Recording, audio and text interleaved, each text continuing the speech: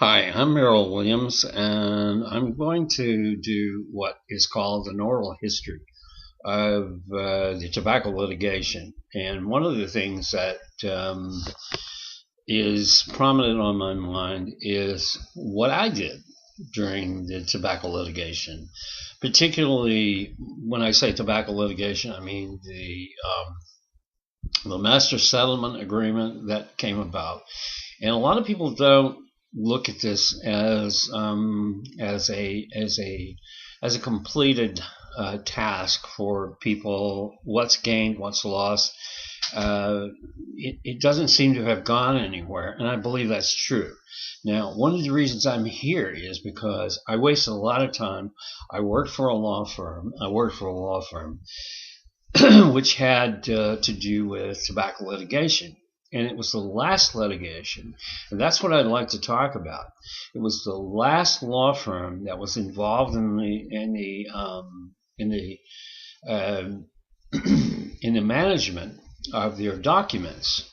Now, some people have looked at this in the academic way, and I know one of them is Richard Daynard, and he ran and may still do a tobacco litigation conference for many years, and one of the things that was on his mind was to capture something that which would get to the heart of the litigation against tobaccos, which mean tobacco companies, the cartel, which had a joint litigation theory. And most of everything that is broken down by the people who went before me, and certainly during the time I was there, between 1988 and before, up until the time the everything changed in about certainly in 1994. But I want to describe some of the things that went on during the period that there was a consideration called the third wave of litigation, but it really hadn't happened. So let's go back to a period of time and discuss for a moment what was going on back in the beginning of the tobacco litigation. First, there was no litigation in the 30s and the 40s. Certainly, I like to think that tobacco should be minimized in terms of its timeline to begin something somewhere in the area of post World War One. The reason I like to think of that is if I'm looking at a limitation, a period of time, then I can say, well, the product does have a limit. It's not like wine, which goes back to before Jesus and the Egyptians. It's more like a very limited amount of time where we have tobacco. So when litigation begins in the 1950s, the people who are looking at litigation are actually lawyers for the first time, looking at a problem that has become something that they have to deal with.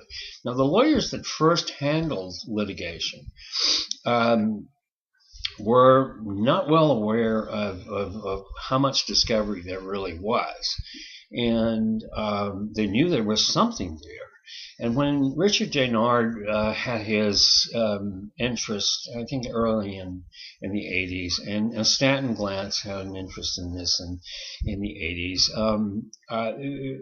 and groups such as Alan Bloom's father, I believe Alan Bloom as well, and some of the people I became acquainted with, but not really friendly with. Let's see, Everett Koop, for example, had a theory about tobacco and tobacco litigation, which begins sometime, and they call it the first wave. Okay, the first wave of tobacco litigation. If you want to know what they thought, they divided into post 1954, and at that time, the first litigation came about in, and this is kind of a cliche, but you should know it. The first litigation against the tobacco company came about in Kansas City, conveniently enough, to include the first great barons of tobacco litigation. That would be the Sugar Hardy Bacon people. David Hardy at the time was the mastermind, and he just sort of picked up on it, and he began to pluck theories, and then he developed it into a humongous industry. Now, at the end of the first wave, someone has speculated that maybe there were 200, 300 lawsuits that got to perhaps summary judgment or didn't even get through the courthouse door, but nobody ever discovered anything. So my first point in this is what was available, what actually existed at the time that the second wave came along. And when the second wave, so to speak, and mind you, these are not my terms because I don't believe in them, but nevertheless, it's a way of cataloging it. The second wave was about into the 1980s, and the Chipolone case, and the Haynes case, and there was some breakage, and sometimes I think that some of these people who are academics in this area agree. Now, I sat at a desk for 4.25 years at Brown and Williams' law firm, Wyatt, Terrett and Combs, which was co-counseled with Vincent Elkins in Texas, and with an Atlanta firm called King and Spalding. And behind all this was the great monsters who invented the tobacco defense, and that was Sugar Hardy Bacon out in Kansas City. They still control everything that goes on. And yet, during the process of this so-called tobacco settlement, which is really a tobacco settlement, a tobacco agreement, the master settlement agreement, we moved from Chipolone and Haynes. And Chipolone was a 10-year-old case, and then it was picked up and it was lost, and Marquiselle, who I think was in New Jersey, lost everything, and eventually the estate picks it up, and then you have some ideas about just how deep the tobacco companies are involved and how secret they really are. But the one crack in the dam comes about 1992, and at this time, you've had some attempts in litigation from Texas. There were a group from Texas, and then you had Don Barrett down in Mississippi, and there were a couple of attempts, but by 1988, not too much had really manifest. I can think of cases like J.D. Lee's case, which dealt with a diabetic, or it was really a far-fetched possibility of getting in the door. Nobody ever got in the door. And the one thing that was particular about this, and the fact that nothing could ever happen, was that the keys to the kingdom, so to speak, and every door and every kind of particularity was in the rooms and in the history and in the documentation, which every tobacco company had sealed and put into the hands of Sugar Hardy Bacon at one time or another. So the project for which I began to work as a non-lawyer I began this in January, on January 6th of 1988, and I ended in March of 1992.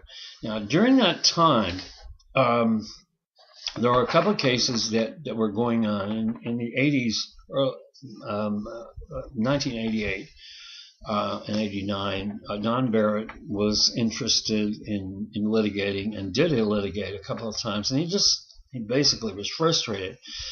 So this is kind of like the second wave, and then the third wave begins with the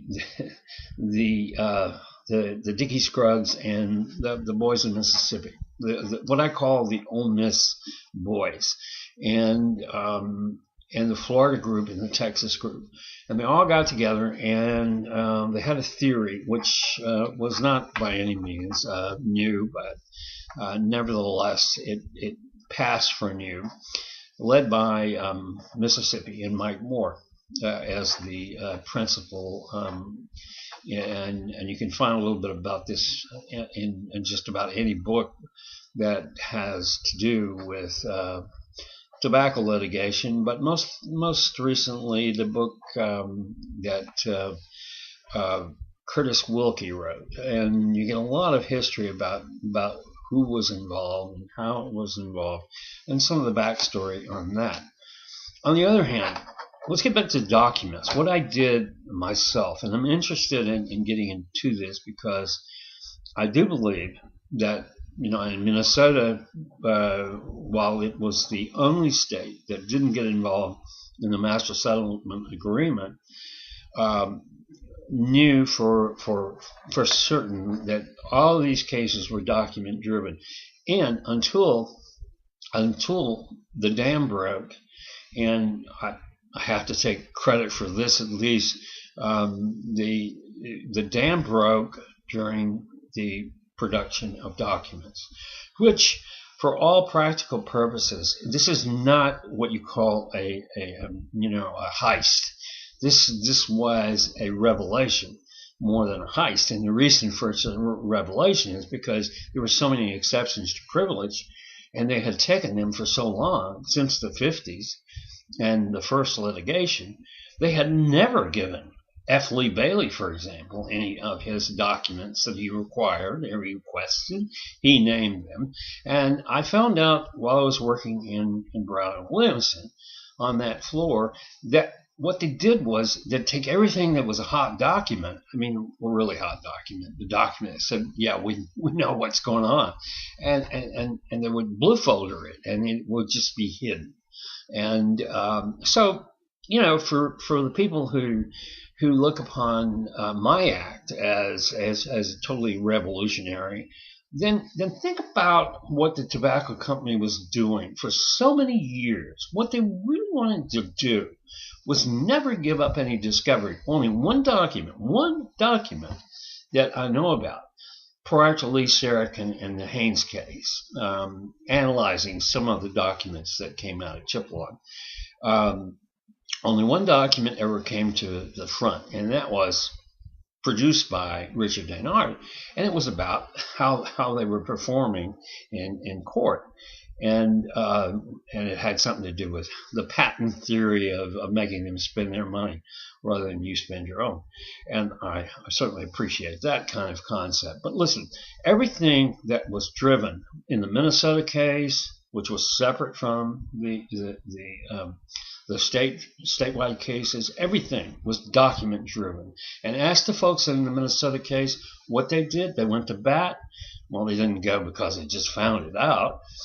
Obviously, it came out of the discovery from 1994, which I produced, and none of this was wrong. None of this was illegal. Nobody ever accused or never ever successfully produced an accusation that would go to court over theft of a document.